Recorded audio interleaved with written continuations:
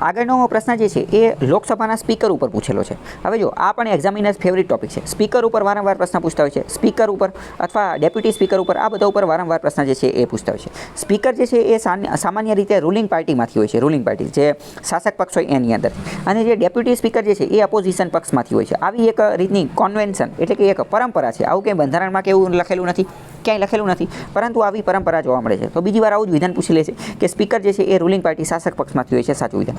Deputy speaker જે છે એ અપોઝિશનમાંથી હોય છે, તો એ વિધાન પણ સાચું. તો આવી રીતે અને એવું કહી દે છે કે આવી પરંપરા છે તો પણ વિધાન સાચું પડશે. અથવા એવું કહી દે કે બંધારણ અનુસાર અકોર્ડિંગ ટુ કોન્સ્ટિટ્યુશન બંધારણ અનુસાર જે છે એ સ્પીકર શાસક પક્ષમાંથી હોય છે, તો એ વિધાન ખોટું પડશે. બરાબર. તો આવા પ્રશ્ન પૂછાતા હોય.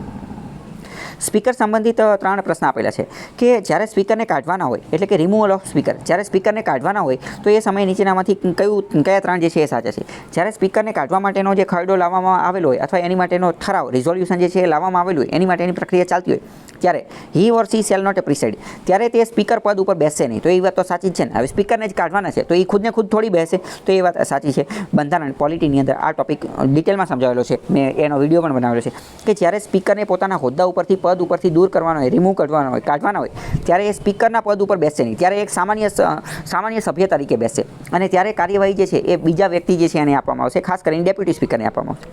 બીજું તો પહેલું તો જે છે એ સાચું છે. બીજું he or she shall not have the right to speak, જ્યારે એમને કાઢવા માટેની પ્રક્રિયા કરવામાં આવશે ત્યારે એમને જે છે એ બોલવાનો અધિકાર નહીં આપવામાં આવે.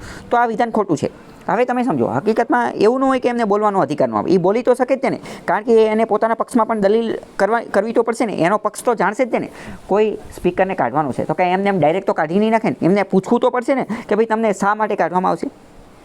તમે વિચારો, આ જે બીજું વિધાન જે છે ને એ તમે સામાન્ય બુદ્ધિ કોમન સેન્સથી પણ કરી શકો. કેમ? કારણ કે મેં તમને કીધું કે ભાઈ એમને બોલ્યા વગર પોતાનો પક્ષ કઈ રીતે રજૂ કરશે, એટલે બોલવાનો તો અધિકાર આપવામાં આવે તે બોલવાનો. અને બીજી વાત કરીએ આપણે નેચરલ જસ્ટિસ, જે કુદરતી ન્યાયનો સિદ્ધાંત જે છે આ તો એનું પણ ઉલ્લંઘન કરે છે. કારણ કે કુદરતી ન્યાયનો સિદ્ધાંતનો એક ઉદ્દેશ્ય એવો છે કે કોઈ પણ વ્યક્તિ જે છે એને સાંભળ્યા વગર, એના વિશે પૂરેપૂરી માહિતી મેળવ્યા વગર એને સજા નથી આપવાની, એને કાઢી નથી નાખવાનું. તો અહીંયા મતલબ કે એમને બોલવાનો અધિકાર નથી, એ વિધાન પણ ખોટું છે, કારણ કે એમને બોલવાનો અધિકાર હોય છે.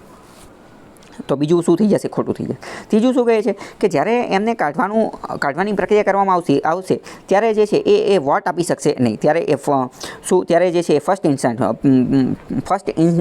ઇન્સ્ટાન્સ એની અંદર વોટ આપી શકશે નહીં. તો આ વિધાન જે છે એ પણ ખોટું છે, કારણ કે જે છે એ વોટ આપી શકશે. અથવા અહીંયા તમે સમજો કે એમને મત આપવાનો અધિકાર નથી. બીજું તમે એલિમિનેટ કરો, તો બીજું એલિમિનેટ કરો તો પણ તમે ડાયરેક્ટ જવાબ સુધી પહોંચી શકો. ત્રીજું જે છે એ ખોટું આપેલું છે. બરાબર, ત્રીજું ખોટું આપેલું છે, એ વોટ નહીં આપી શકે. અહીંયા જવાબ એ રીતના સેટ થાય છે. તો આવા પ્રશ્ન પૂછાઈ શકે. તો ઇન શોર્ટ વાત કરીએ, સ્પીકર જે છે એ વોટ આપી શકે કે ન આપી શકે. તો જો સ્પીકર પહેલાં તો સમજો, સ્પીકર જે છે ને એ વોટ ક્યારે આપી શકે? સ્પીકર ક્યારેય વોટ આપતા જ નથી. સ્પીકર જે છે એ ક્યારેય પણ વોટ આપી શકે નહીં. સ્પીકર જે છે એ પોતાના હોદ્દા, પોતાના પદ ઉપર બેઠેલા છે, તો એ ક્યારેય વોટ આપતા નથી. પરંતુ માની લો કે બંને બાજુના મત સરખા થાય, યસમાં પણ સરખા મત પડે અને વાયમાં પણ સરખા મત પડે, તો આવા કેસની અંદર સ્પીકર જે છે એ મત આપે છે. અને સ્પીકર ત્યારે જે મત આપે ને એને કહેવાય કાસ્ટિંગ વોટ. આ પ્રશ્ન વારંવાર પૂછે છે કે બંને પક્ષમાં એક સમાન મત પડે અને ત્યારે સ્પીકર દ્વારા આપવામાં આવતા મતને શું કહે છે? તો એને કાસ્ટિંગ વોટ કહે.